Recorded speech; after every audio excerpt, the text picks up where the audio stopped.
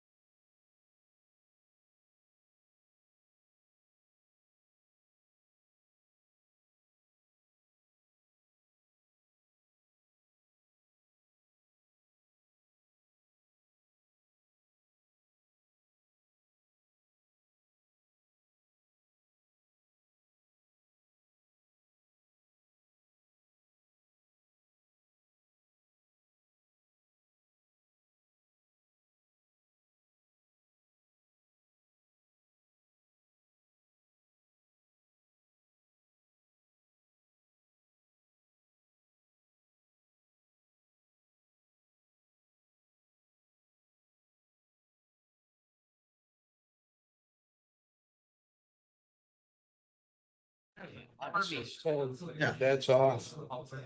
4 hours.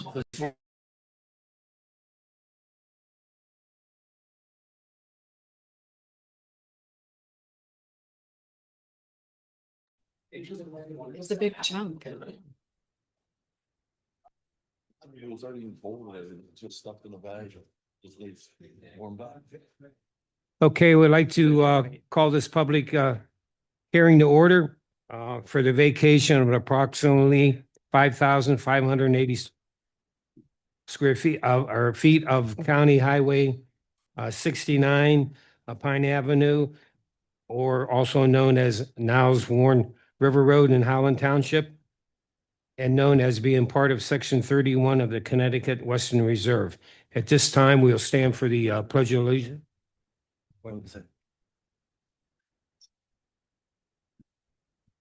I pledge allegiance to the flag of the United States of America and to the republic for which it stands, one nation, under God, indivisible, with liberty and justice for all.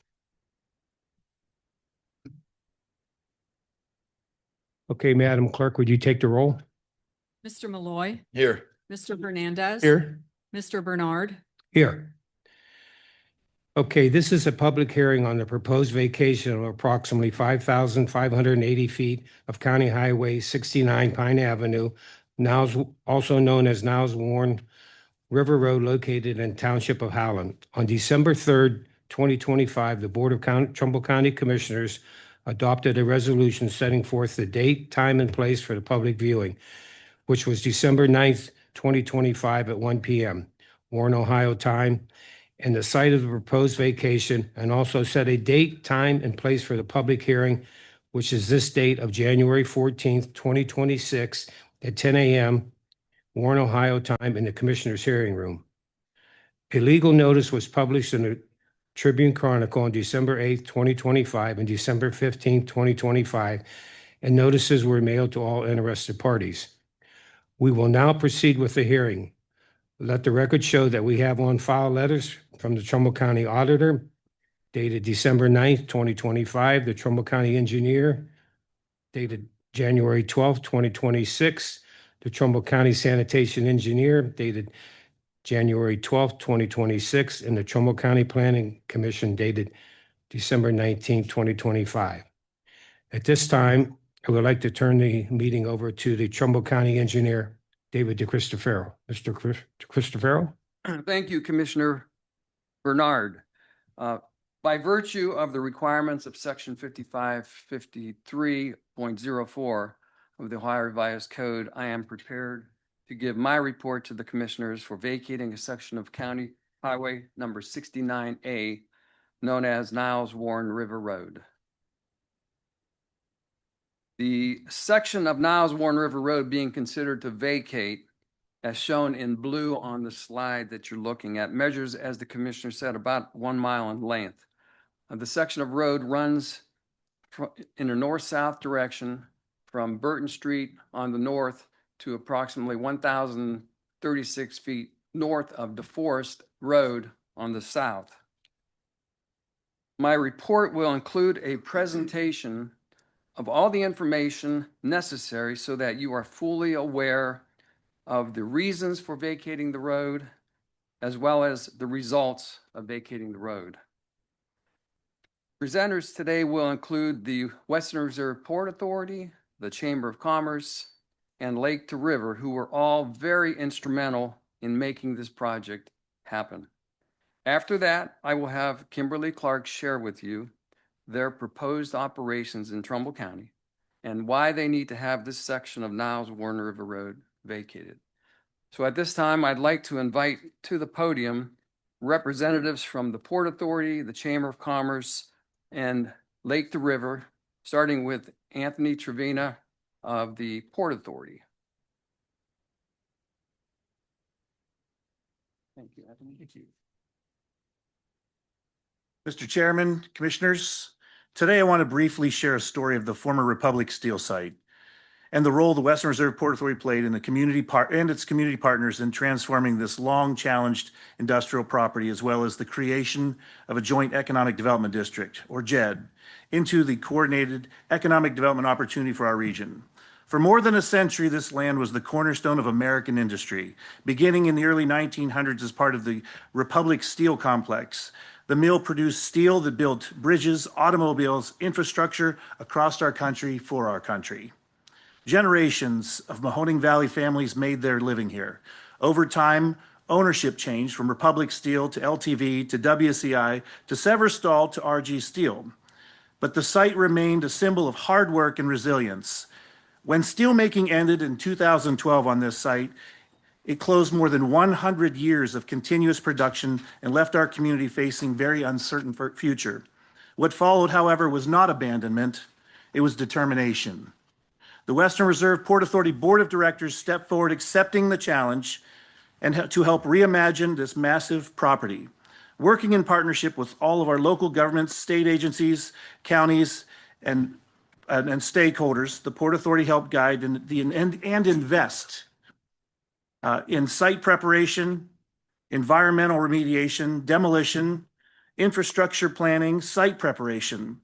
Through the years of coordinated effort, the former steel mill was transformed into one of the largest shovel-ready industrial sites in the state of Ohio.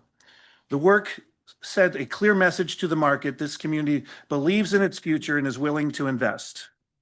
A critical part of that success was the creation of an joint economic development district between the city of Warren, Howland Township, Warren Township.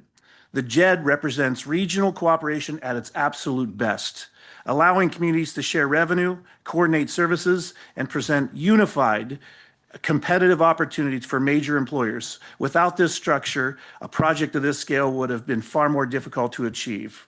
With it, the site became not just viable, but attractive to global investment.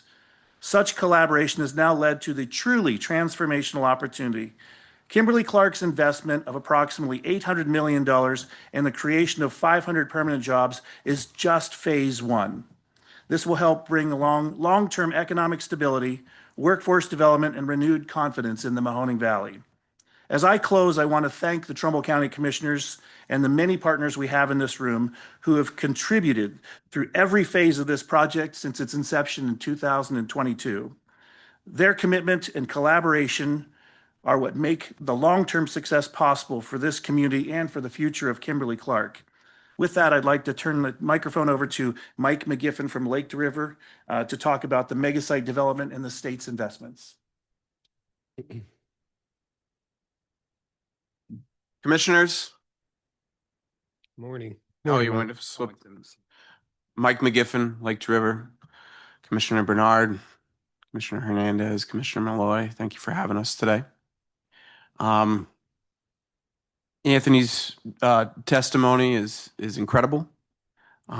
It, I believe, pales in comparison to the amount of work that his team and the balance of the workforce and community and economic development collective, which is inclusive of your leadership, has put into attracting this project into Trumbull County. Lake to River began marketing this site shortly after it was purchased out of bankruptcy to site selectors, and remained in contact with the site selectors that ultimately ended up helping us attract Kimberly-Clark into this particular facility. And from the very beginning, the permanent vacation of Pine Avenue was necessary for the long-term vision of Kimberly-Clark. The state of Ohio is investing millions of dollars into Ohio's site development, specifically as it relates to brownfields and then greenfields. And in this particular case, brownfields was necessary. Through the All Ohio Futures Fund, through the Ohio Department of Development, the state awarded just over $17 million for the creation of a new road to accommodate the traffic once this Pine Avenue vacation should be successful. Jobs Ohio is working diligently in partnership with Lake to River, putting capital and human resources towards this endeavor, and financial incentives as well.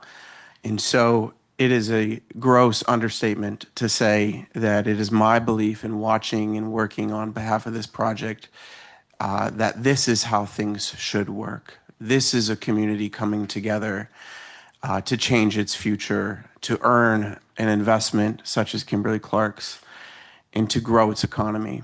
And so I'd like to applaud everybody who's done so, and thank you for your leadership in that.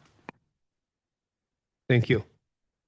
I believe it's my turn to introduce Mr. Lyle Hoffman from the Youngstown 1 Regional Chamber.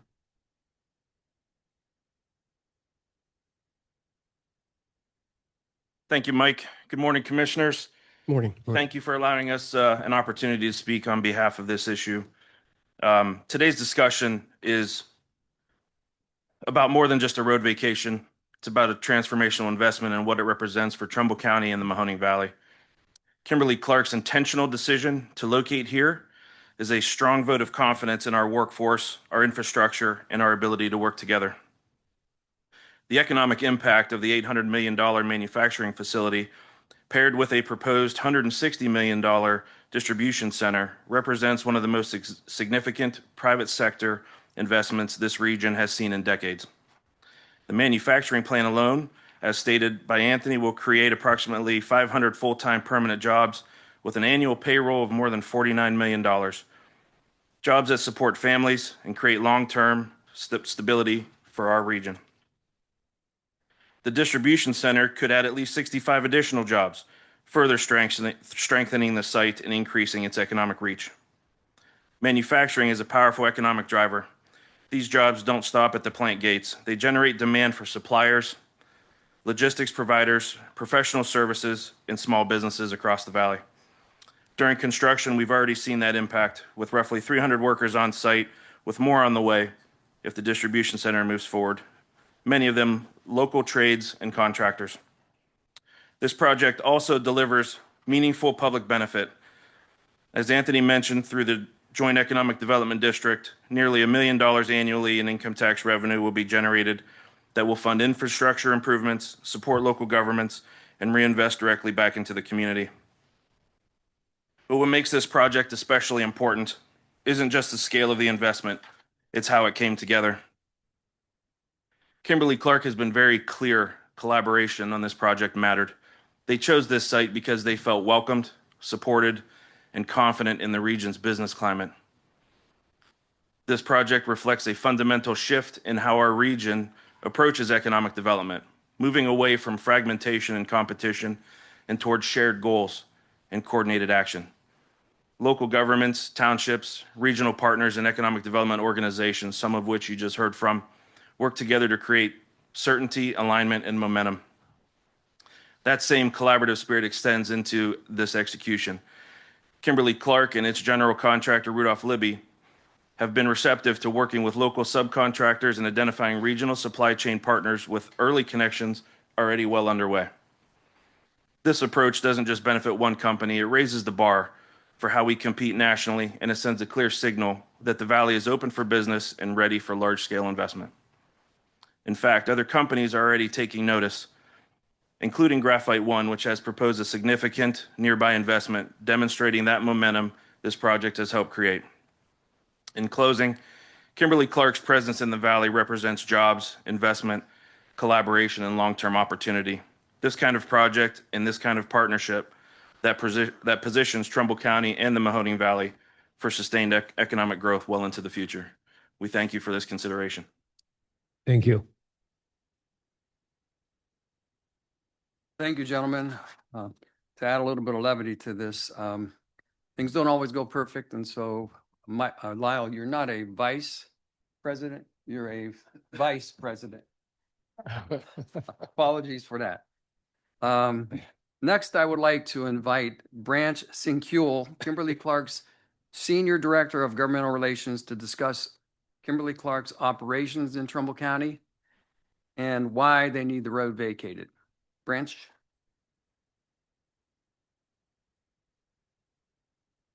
Good morning, Commissioners. Morning. Other attendees. First and foremost, on behalf of Kimberly-Clark, including Tom, our project manager, here today with me as well, want to thank you for, at least 2 to 3, almost 3 years of support thus far in terms of consultations and guidance.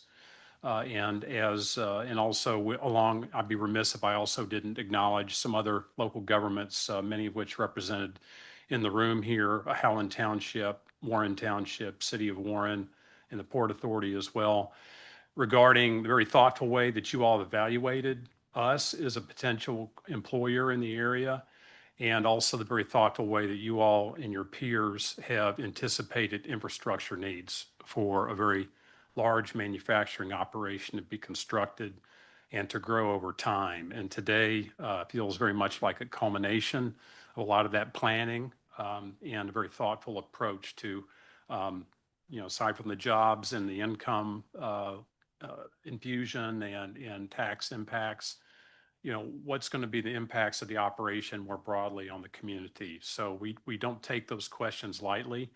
We know that we've got to be good neighbors. Some of our business neighbors we've reconnected with this morning, and also residents in the area. So I want to start off just with a visual, hopefully that will give people a sense of progress for those of you, you all included, who have driven past the construction site. Tom and his team, and Rudolph Libby acknowledged as our general contractor, have made a lot of progress. The building to the left part of that rendering is the manufacturing building, and it's almost completely sealed up and weather tight, as Tom would call it. And that's tremendous progress that hopefully the community is seeing tangible signs of our commitment really happening. And then to the right of the rendering, is the proposed regional distribution center. And we recognize that both the operational traffic that would come, a few years out once we actually start, making product and distributing product, and then also currently the construction traffic is expected to have an impact. So we wanted to bring the group current on the status of the phase 1 manufacturing project. Again, over 1 million square feet. As I mentioned, the building is nearing completion. And in the gradual approach to actually putting manufacturing equipment inside that manufacturing building is intended to allow for a slow run up in terms of employment impacts on the labor market, but also on traffic impacts in the area. And that's expected to happen over a period of time. 2029, 2030 is when we expect the remainder of that first phase of the full slate of manufacturing capacity to be complete. And then with respect to the regional distribution center, again, almost 500,000 square feet planned to distribute product not just produced at Kimberly-Clark Warren, but also to pull in product from elsewhere in the country to distribute to our customers in the region. Your Walmarts, your Targets, your Sam's Clubs, large, and Amazon as well. And it's also helpful, I think, to other stakeholders to recognize we've got depicted there. Google Earth already shows the progress on our manufacturing building on this overlay, but the spotted areas are parking, truck parking, and then that kind of L-shaped is noted as the regional distribution center is planned. The blue area is employee parking. And we are taking a very thoughtful approach to also how we intend to route traffic into and out of the site and within the site to ensure that we operate in a safe and efficient manner. And separating truck and employee traffic is vital to that strategy. And that informs our gated approach to separating both that employee and truck traffic. Really, to put a bow on, why Kimberly-Clark needs this segment of road to be vacated is first and foremost, again, safety and security. We intend for that private use of the segment of the road to ensure that we've got enhanced traffic and pedestrian safety in and out of the plant and the RDC site. Also, controlled access, as I mentioned, for tractor trailer traffic in and out of the south gate and employees out of the north gate, again, is intended to separate those flows for the reasons I mentioned. Operational efficiency, for this site, is the whole reason we bought almost 600 acres, the BDM steel site and then that greenfield site across Pine was a future mega site that could grow gradually over time and really change the game for not just for this community in this region, but for Kimberly-Clark in this part of the country. And the only way that really is going to work is if we're able to vacate that roughly 1 mile stretch that separates those two parcels. And, first and foremost, maybe second and foremost, aside from safety and security, for this site really to work, and you all have heard this from day one as of our partners, is that we also have air permitting through Ohio EPA, with federal oversight. It requires you to have a fence line around your operation to assess emissions out of that operation. And simply, if we have a public road dividing those two parcels, we're dealing with two separate sites, two sets of fence lines, and it really complicates air permitting. So our air permitting plan through Ohio EPA assumes that segment of road would be vacated so we could unify the two sites and simplify that process. And also, once we get to the point, as we expect that we would build something on the greenfield site to the east, that, we would need people and trucks and product and materials flowing back and forth between the two. And for that to happen safely and efficiently, we need that segment of road to be private. And then, looking long term, if we're not able to get this segment of road vacated, it really does not, it compromises the opportunity for growth on the site. And is for our local stakeholders, some of whom toured our South Carolina mega site, Beach Island facility, the mayor of Warren, some other stakeholders, they saw firsthand how a mega site works. And you all are familiar with some other large operations in the region that they only really work and are investable over time if they're fully integrated. So happy to answer any questions you may have at this point. I know we've had a lot of consultations with you.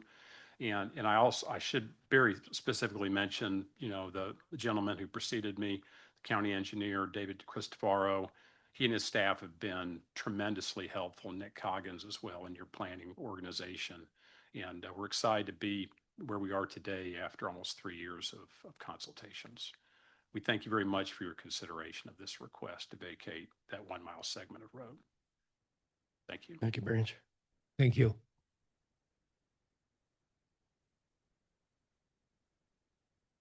I personally don't have any questions.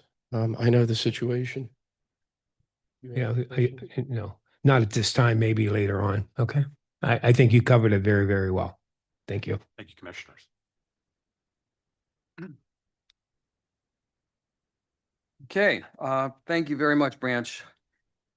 Before I invite representatives from our traffic engineering consultants to summarize their comprehensive traffic impact analysis, I'd like to share with you some results that we had from time studies that we performed out of my office so that you could see any delays in traffic from using the rerouted routes for the destinations of our travelers. Before I do that, and this is the first slide I want to show you, you've probably heard this road called Pine Street. You've probably heard it called Niles Warren River Road. And there's a third name for that road as well. It's called Warren Avenue. Warren Avenue is the section in Niles where they call it, where it's referred to as and called Warren Avenue. Pine Street is the section from Burton Street north, which is not being vacated. The section that's being vacated, and as your records reflect, and as the records that we sent you reflect, Niles Warren River Road is between Burton Street on the north and DeForest Road on the south. So you'll hear it called all three at one time or another, but that is the road that we're vacating, Niles Warren River Road. Thank you. Looking at this slide, what this slide shows is the section that's being vacated, which is the blue line. And for traffic heading north on Warren Avenue and Niles, heading towards Niles Warren River Road, that road would be vacated if you approve. And the traffic would then head east on DeForest, north on 169, and west on Burton. The delay in travel for a passenger vehicle for that route would average about 3 minutes. The next route is traffic going east on DeForest, north on 169, and not going down Burton, but continuing on 169 to 422, as opposed to going up Niles Warren River Road and Pine Street. That delay averages about a little over 2 minutes.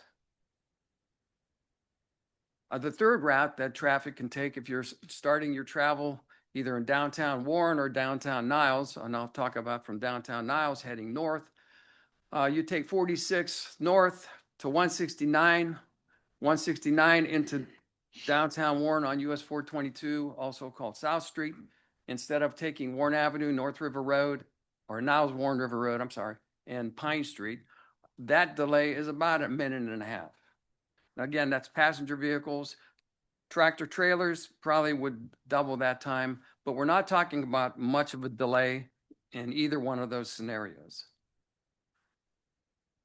What are we going to do to mitigate some of this network connectivity? As one of the gentlemen spoke earlier, the state has provided $17 million in funding for building an east-west connector road, 2.5 miles from State Route 45 to Niles Warren River Road, and another mile from Niles Warren River Road to 169.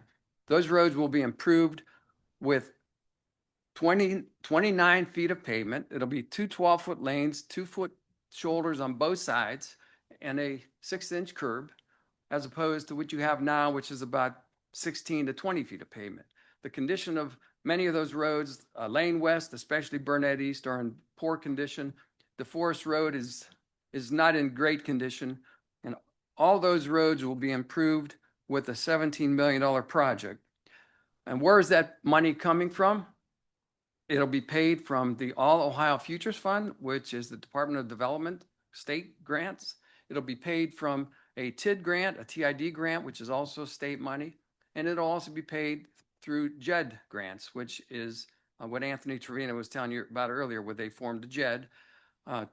And some of that money will be used to improve this east-west connector road. So the scheduling of those roads, as seen on the slide, DeForest Road is part of phase 1. It'll be started this year, finished next year. Lane West will be started this year and finished next year. And phase 2, Burnett East, which is the middle section of that connect road, will be started in 27 and finished in 28.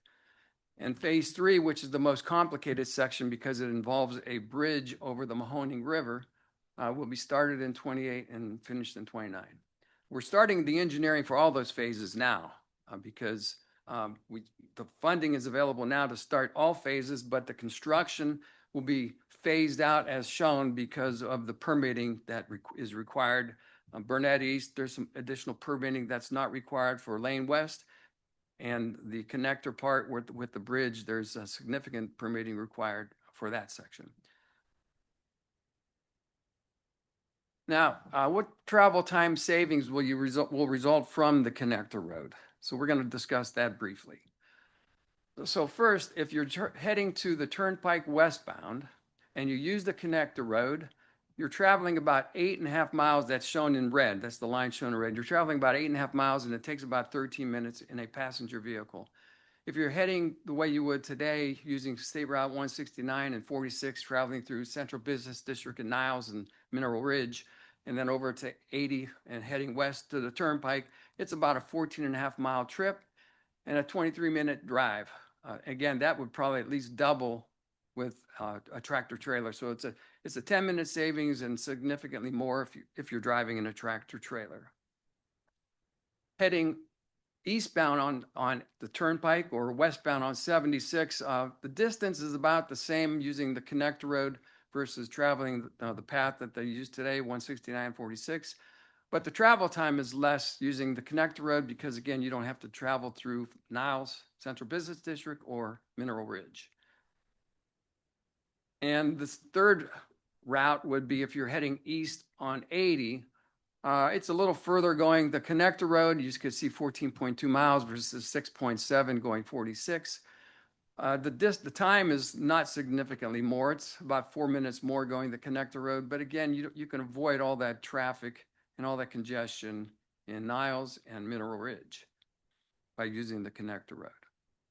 So this is basically just a summary of what I just said. Using the connector road to go Turnpike westbound, it's much shorter distance and much less time. Using the connector road for going eastbound on the Turnpike and 76 westbound, about the same distance, but less time using the connector road. And if you're heading eastbound on 80, State Route 169 and 46 may be your best bet unless you want to avoid all that congestion. And the time is not much more going the connector road, but the congestion is much less using the connector road. Okay, this slide shows that, for your information, there are no businesses other than Kimberly-Clark that are located along the section of Niles Warren River Road being considered for vacation, except, of course, Kimberly-Clark. We have met with all of these businesses shown on the map, we being myself, my staff, the city's staff, the city's administration, Kimberly-Clark. Now, we all didn't meet with every one of them, but they have been discussed.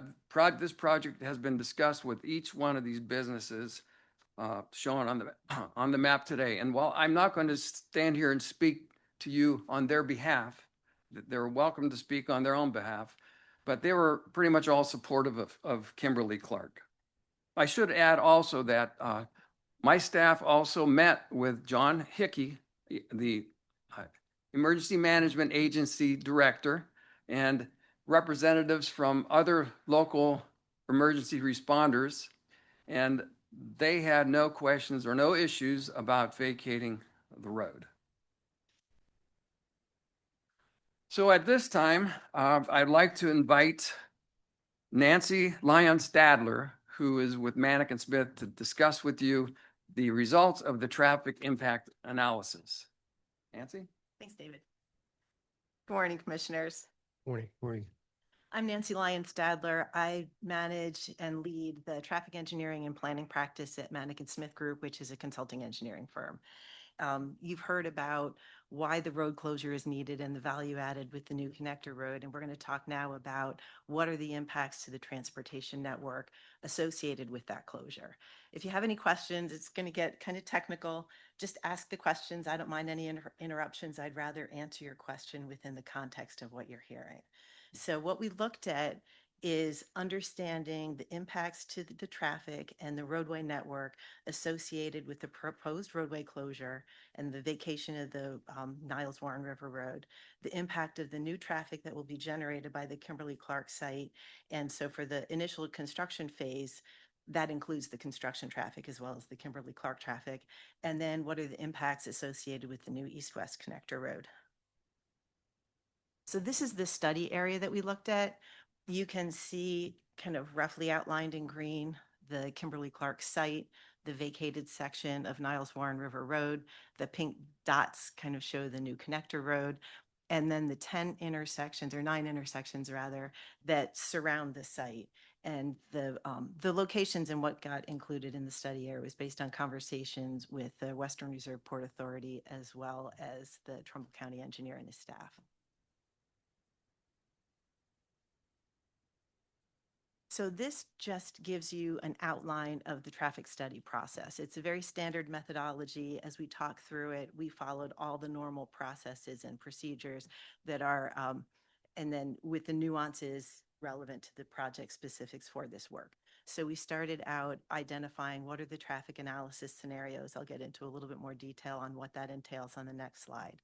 Then we did traffic data collection that occurred last August. The trip generation is projection of the future trips that are generated by Kimberly-Clark. Trip distribution and traffic assignment gets into how do those new trips get assigned to the roadway network. And then traffic operations analysis is where we go in and do all the micro simulation analysis to understand how the intersections will perform with the changes to the network. And then the analysis of the results and the recommendations. So that's a standard normal process. All right, these are the three analysis scenarios that we looked at. The first is the existing conditions analysis that was based on the traffic data that we collected in August. So how are things working today? How did the intersections operate? What does it look like? How does it behave? The 2026 build phase 1 analysis, that's the construction phase where Kimberly-Clark has started some level of operation and there's a lot of construction going on. And Branch mentioned in his presentation that there's kind of a ramp up as this goes. So there's a ramp up of the construction activities, there's a ramp up of the Kimberly-Clark activities. As the construction is ramping down, Kimberly-Clark is ramping up further. Build phase 2, 2029 represents the point where Kimberly-Clark operations are going, the new connector road is built, and the construction is complete. The traffic volumes for build phase 2 generated by the site are actually lower than during the construction phase. All right, so this gets into the traffic data itself. I mentioned that the counts were done last summer. The trip generation information, so the Institute of Transportation Engineers has guidelines for all the different land uses that you can come up with. As you might imagine, Kimberly-Clark's plant is a bit outside of all the normalness that's in those industry standards. So we were able to get really valuable trip generation information from Kimberly-Clark in terms of their expectations for the construction traffic, and that's really tied to the employees and for the Kimberly-Clark operation. So we were able to get that information for those two build scenarios. And unique to this as well, we engaged ODOT, the Office of Traffic. The ODOT has a travel demand model. So all of the roads in the state are embedded in this really complex transportation model. Because the new connector road will really have an impact on how people can move in the area, we didn't want us to try to project just with our knowledge base what that might look like, because there's going to be a latent demand that will attract trips to that new road. So we were able to leverage the input from that ODOT model. So they modeled it with the road closed and the build phase 1 conditions, and they modeled it with the road closed and the new connector road for the build phase 2 conditions. And we were able to get the traffic projections along those corridors. So we used that data along with the existing count data to figure out the trip distribution percentages and really give us kind of a good understanding of what the area should look like in the future. That all make sense? You're doing a lot of work. You did a lot of work. It's a great thing. So this illustrates how we assigned the new trips to the roadway network. We did this for all the different scenarios for the different peaks. So this is a representation of the build phase 1 2026 AM peak traffic. And the percentages, as I mentioned, were based on the percent distributions that we extracted from the ODOT travel demand model. The numbers are kind of small, but you can see the employees all access via the north gate. The truck traffic is via the south gate. This shows inbound and outbound, obviously much heavier inbound in the AM peak. There is truck traffic traveling outbound. There's a split. The north half shows Burton, the south half shows DeForest and the associated intersection. So this is just an illustration of the process that we went through. And then as we look at the same AM peak volume projections for build phase 2. This is construction completion. You can see, if you can see the numbers, they're a little bit lower volume that are traveling along Burton and along Pine. And then the truck traffic on the south is a little bit higher. And the truck traffic it's a 24/7 operation, so they're spread throughout the day. And then from the employee traffic perspective, Kimberly-Clark plans to run 12-hour shift operations, so 6 a.m. to 6 p.m. So the peaks for the employee traffic are going to hit a little bit before the normal peak hours that you see on the street in the morning and a little bit after in the evening. But the analysis that we did was pretty conservative. We wanted it to interface with the peak hours to understand potential for worst case scenarios. So the results that we see may reflect more congestion that will actually be experienced when it's in the field. But normal procedure is what might the worst case look like. So that's what we analyzed. In terms of performance, the intersection analysis is based on level of service, and this is industry standard, and we're using the ODOT standard performance measures. On this scale, you can see level of service on the table on the left, A through F. Now, unlike your report card, level of service D is actually your target performance level. So that's an indication of efficiency of performance, and it's all based on delay. And you can see, if you look at the unsignalized intersection delay for level of service D, it's basically 25 to 35 seconds of delay. And you look at signalized intersections, it's a higher amount of delay, and it's a broader range. It gets up to 55 seconds of delay. And that's just a reflection of driver patience. People are willing to wait longer at a signal than they are at a stop sign. The longer people wait, the more risky decisions they're likely to make. So the ODOT performance standards for intersection performance are level of service D. Then for approach movement, so if you're approaching from the north or south or east or west, it's level of service E, which allows for a little bit more delay. So it's overall intersection operations that we look at, and then we also look at what are the approach performance delays. And it's all average delay, and it's based on microsimulation models that we use that model the information that I just went through from the background traffic and the new traffic and what the roadway configuration looks like. That all make sense? Okay, enough sense?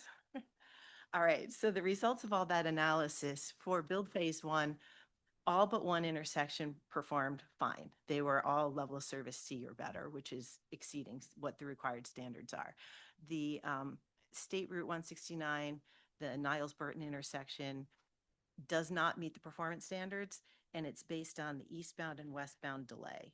So that is, it exceeds the permitted levels of delay for that.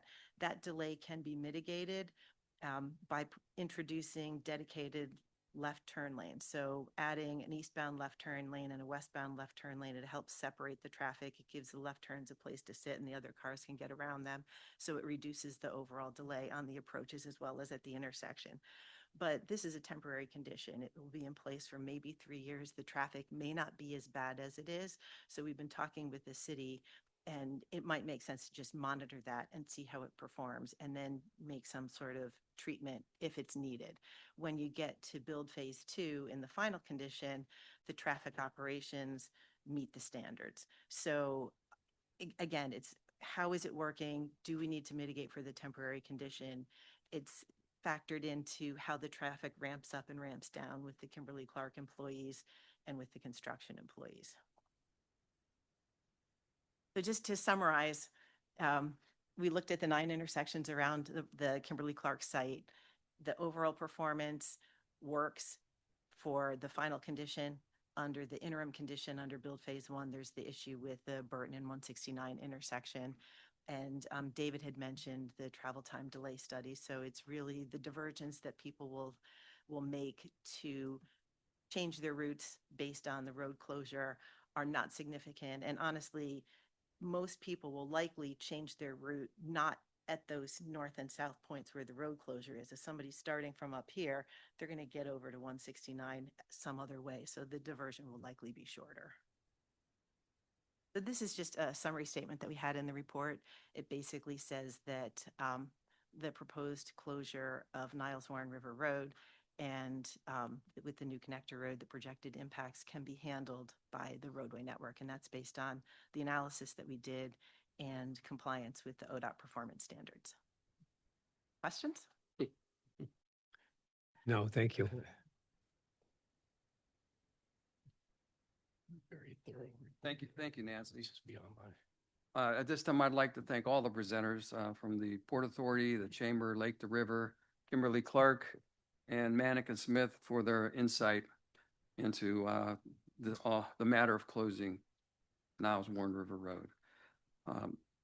Based on the compelling economic benefits, the operational necessities, the positive traffic impact analysis, and the significant infrastructure improvements that are planned for the new east-west connector road, I recommend that the commissioners approve the vacation of Niles Warren River Road between Burton Street and DeForest Road, as described in the documents presented by Kimberly-Clark in their request for vacation. And before I conclude, I would like to say that should you approve the vacation today, be advised that it will not take effect immediately. Our target is to have it take effect March 27th. Kimberly-Clark's target is that it has to take effect March 31st for their permit. And before March 27th, we will have Manick and Smith prepare a plan for notifying the public of the closure, those traveling by that road, and a plan for a final closure of the road. So it's not just going to happen in the mid-air, it's going to happen very sequentially. The public will be notified, not only through the press, but those traveling the road. So it's going to be in an orderly fashion, and we are hopeful that you will consider this afternoon at your meeting to approve the vacation of this road. That concludes my presentation with those that assisted me in the presentation. And we're here to answer any questions of the public or of the commission, if you should have any after the public has the opportunity to speak. Thank you very much. Okay, I'd like to thank you, David, County Engineer, and all the presenters. Now we move on. For those of you who wish to testify, you need to stand and raise your right hand so I can swear you in. So anybody that would like to comment either for or against the proposed vacation needs to stand so I can swear you in. And raise your right hand. Do you solemnly swear that the testimony you're about to give will be the truth and nothing but the truth, as you should answer to God? Thank you. Okay, first we'll hear from the opponents. You would step to the mic and state your name and your address, please. So those that are against the vacation, now's the time to have you come up and state your name and your address and your comments.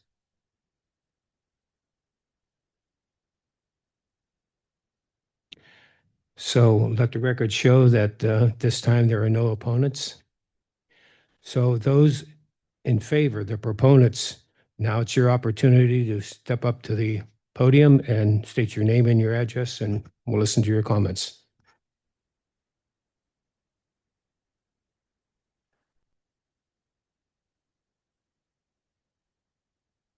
Morning, and thank you, Mr. Chairman, Commissioners, members of the public. I do apologize, Mayor Franklin was not able to make it today, but he did send me on his behalf to speak on behalf of the city. First and foremost, I am here to fully support. We need your name. Oh, I'm sorry. I apologize. I haven't been on this side many times. Eddie Colbert, EDDIE, COLBERT, Director of Public and Safety Services for the City of Warren. As stated, I am here to fully support the request for the vacationing of the section of Pine Avenue between Burton Street and DeForest. It's taken a long time for us to get to this point here. all the speakers that came before us talking about the gigantic economic opportunity that we have here. We'd really like to thank all of the partners, from the Port Authority to obviously Kimberly-Clark, but also the two other townships that are in association with this, with Warren Township. Their representation is also as Howland Township. I come from the private sector. I don't come from government. And we all know in government, because of all of the different guardrails that are in place, and rightfully so, things can be challenging and they can take a while. And then you add three governments to it. Then you add the county to it as a fourth government with such a large venture as Kimberly-Clark has brought to us. But we all sat down and we all kept our nose to the grindstone and we got it done. And we find ourselves here. Really want to thank your engineer for the due diligence that he and his team went out, met with these companies. There was some negotiations back and forth to make sure that everybody, we came to an amicable agreement to make sure that not only did this service, not only the new company that's coming in, Kimberly-Clark, but also our legacy businesses that have been in the area for decades. This is a great opportunity for our whole region. And this is what progress looks like. There will be some uncomfortability to it. But with the due diligence of everyone in this room, we've made sure that we've made it so not only we put the new company, Kimberly-Clark, in the best position to move forward, but also making sure that we give the opportunity for the current businesses there to flourish as well. I think the saying is that high tide should lift all boats. And I believe with what we are doing here, we should be able to accomplish that. So the City of Warren, on behalf of Mayor Franklin, we fully, wholeheartedly support the vacationing of Pine Avenue between DeForest and Burton Street. Thank you very much. Thank you, Mr. Colbert. Next, state your name and your address, please. Shay Macmillan, 1445 Hillcrest Avenue, Niles, Ohio. Commissioners, thank you for your time. I just want to start off by saying I'm very out of practice at standing at a podium. I'm a recovering economic developer. I was engaged with Kimberly-Clark from the beginning of this project when I was the Vice President of Economic Development at the Youngstown Warren Regional Chamber. I've had the opportunity to work in the county and work on expansion and attraction projects for 7 years while working at the chamber, and have managed just over $3 billion in capital investment in this community through those projects. Kimberly-Clark gave me the opportunity to go down and look at their facility at Beach Island and see what type of investment they make in communities for, I think at this point, they've invested in that community for over half a century, and they've continued to invest in that community. They've been one of the most community-focused companies I've been able to work with, and have nothing but positive things to say about working with Kimberly-Clark. Now, if I put my current hat on, I'm a real estate agent for a commercial brokerage. I have some clients and some properties I represent on around 169 and Pine Avenue. We, for example, have 30 acres of industrial land that we've been marketing with 1,000 feet of frontage. The engagement that we've had on that site and some of the other properties that we've had in that corridor will do nothing but benefit from the abandonment of Pine and the extension west to Route 45. Companies that aren't aware of our community or aren't currently established in our community, when they start routing their truck routes and they start seeing that they have to drive through central business districts and they feel that they will disrupt a community that they're not a part of, they get very leery. For example, we're here today and evaluating a truck route to mitigate that for Kimberly-Clark. So for my personal experiences in working with Kimberly-Clark and my current role as a commercial real estate agent, I have to say I'm in full support of abandoning the road. And I thank you for your consideration and time. Thank you. Next.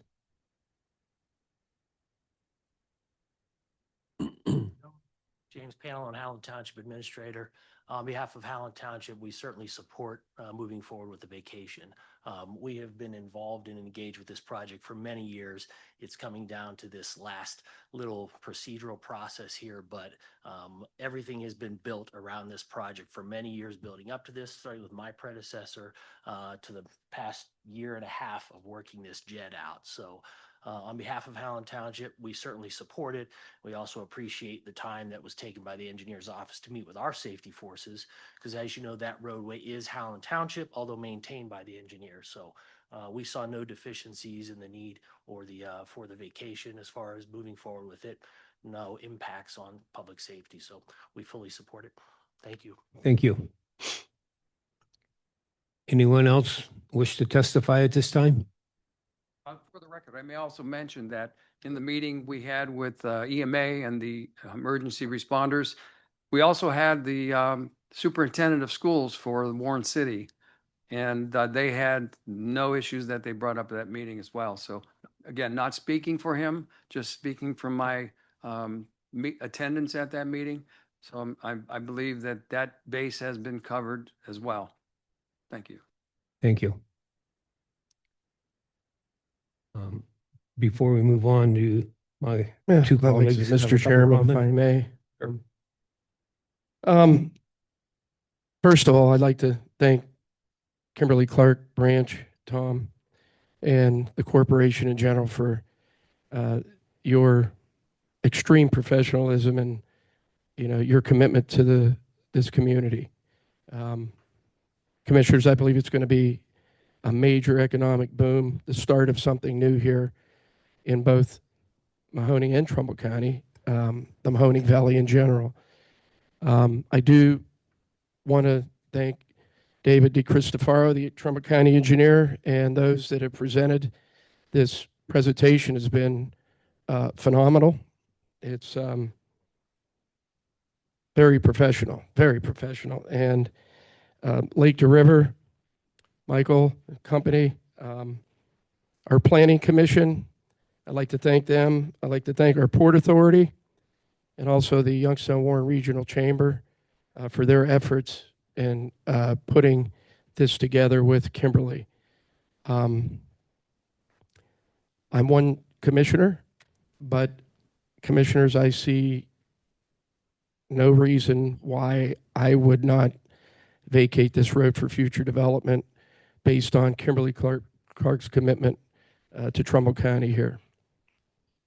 It's not in a form of a motion. It's just, my personal opinion, Mr. Chairman. Thank you, Commissioner Malloy. Yeah, I'm fortunate. I've been a part of this project now for 3 years since kind of its inception. And this was something the previous project manager, Chuck, we got a chance to meet him when he came. And I learned a lot about government in the first 3 years because of this. I'm proud to see how everybody worked together on this project. And this is how we should work in the Mahoning Valley all the time. Every township worked with the city of Warren, worked with the county in a way that, again, makes me proud to be a part of this community. I also want to do a shout out to the building trades. We had Marty Loney and Western Reserve Building Trades involved in this from day one, and they knew it was going to be jobs for their citizens, jobs for their brothers and labor. And they were supportive, and they were thankful that Kimberly Clark approached them from the beginning and was very inclusive of all the players that will be affected by this. Kimberly Clark didn't miss turning over any stones, I don't believe. They extended way beyond what I've ever seen any other company I've dealt with to make everyone inclusive of the plan and not force the power of a Fortune 200 company on us. It was they were welcome to our community. Anthony Trevina and the staff at Port Authority, kudos for this find early on and the work you put into preparing that site to make it attractive for somebody like a Kimberly Clark. And the way everyone worked together on this, again, let this be a lesson that we're going to see going forward, that we could say that everyone in this community was a part of this. And we can all take pride. The first day we see a truck pull out on that new roadway to bring your product to market, and we realize that product being sold in a retail store somewhere that diaper, that toilet paper, that tampon, that absorbent pad, whatever it may be, with the Kimberly Clark brand attached to it. We can take pride that it's going to be made and produced and shipped right out of here in Trumbull County, and that we in this community, all of our townships came together to make that happen. And that's something we'll be able to tell our kids and grandkids someday, kind of like the early forefathers with General Motors or the other big companies in the state of Ohio that were on the ground floor with this thing. And Chuck, I'm glad you've been, or I'm sorry, Branch, I'm glad you've been here from the beginning, seeing this through also. And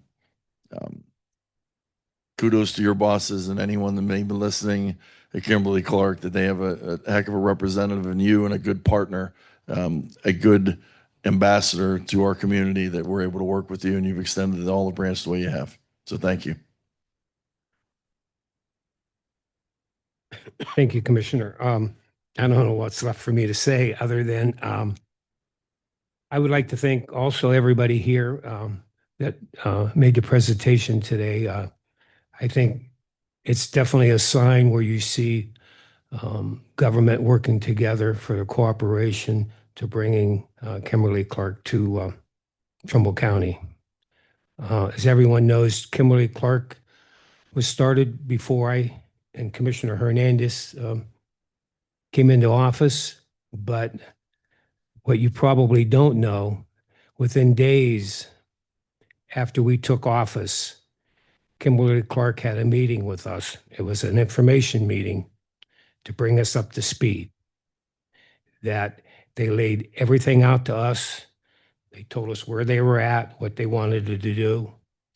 And the cooperation with Kimberly Clark couldn't be any better. Okay. They've kept their word, and they're just moving forward. I think if we do approve this, I think it shows, again, a huge commitment from Kimberly Clark that they're here for a long, long time.